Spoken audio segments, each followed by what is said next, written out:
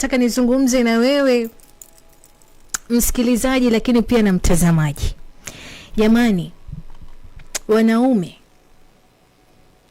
je, ishawahi kutokea kwamba ule wakati mko kwenye 6 kwa 6 bedini mnavumbulana, alafu kila baada ya bao la kwanza, la pili ama la tatu mnalolitafuta, mwanamke wako anakimbia mbio chooni kwenda kujisafisha?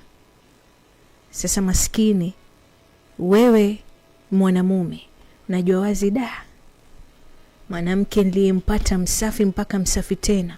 Wewe ikawa anasikizaga unyagoni, manake mashbebi usema mwanamke asilale na shahawa, mwanamke lazima ajisafishe katika kila bao na vitu fulani kama hivyo. Kumbe ngulusumu wewe umemaliza aidha ni bao lako la kwanza au bao lako la pili ama bao lako la tatu. Na siku zote huwa nazungumzia kuhusiana na wanaume selfish. Wewe umemaliza, umegeuka ukutani, unangoroma, hutaki kujua mwenzako ameridhika, hutaki kujua mwenzako amefika kileleni, hutaki kujua mwenzako ametosheka ama vipi.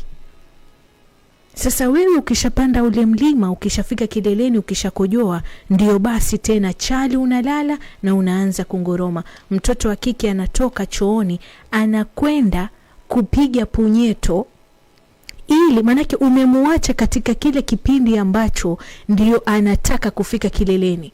Lakini kwa sababu wewe ni mbinafsi, kwa sababu wewe hujali hisia zake, unamuacha vile alivyo.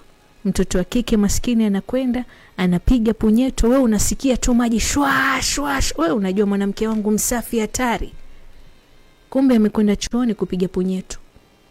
Basi kibaya zaidi, kule chooni kuwe kuna zile Arabian tap, kuna vile vibomba, akijipiga nacho kile anafika kileleni, yani anapatwa na orgasm bila hata kujishika. Kuna wengine wenye ambao watakwenda kupiga punyeto kwa kutumia vidole, kuna wengine watatumia sex toys, kuna almradi yani afike na yeye kileleni akojoe. Wewe huko kitandani mwanamume umekoroma, ujui kinachoendelea, unachosikia ni maji tu, unajipiga kifua, shughuli iliyoipiga ya leo show. Paka mwanamke amekwenda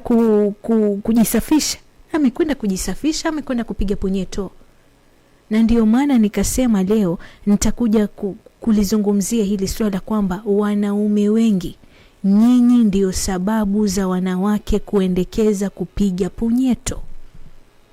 Na hapa nazungumzia wale wanaume ambao ni wabinafsi, wanaume ambao wanajitosheleza wao kivyao peke yao. Wakikojua wao, wakifika kileleni ndio basi tena. Hawataki kujua mwanamke ameridhika, hawataki kujua ametosheka wala vipi. Na rule moja ya kuvumbulana ama mnapokuwa kwenye faragha, kwenye 6 kwa 6 bedini, ni aidha mwanamume ama mwanamke asitoke kwenye hicho chumba ikiwa bado hajaridhika. Leo hii wewe unamuacha mwanamke wako katikati njiani, unatarajia nini kama hatokwenda kupiga punyeto? Kesho na kesho kutwa mwanamke kama huyo kila ukimshika haridhiki, huwezi kumfikisha kileleni. Kwa sababu nini? Umemuingiza katika jahannam, umemuingiza katika lindo, umemuingiza katika uovu wa kujibaka. Na ogopa sana mwanamke ambaye amekuwa teja wa kujibaka. Huwezi na hutawahi kumfikisha kileleni. Na mwanamke kama huyo hatowahi kufurahia kuvumbulana, kwa sababu shekhe, wewe yako ni nyama, anayotumia ni mashini, plastiki. Mashini ina mahali pa kuongeza spidi, pa kupunguza spidi, na kuiweka ile spidi ikawa minimum ama ikawa medium. Wewe mwenyewe unakibamia. Kibamia hicho hujui kukitumia. Baada ya dakika moja ama chini ya dakika moja tayari umempaka mate huyo mwanamke wa watu, umemuacha katikati, unajipiga kifua, umepiga show. Basi haya ni hayo tu.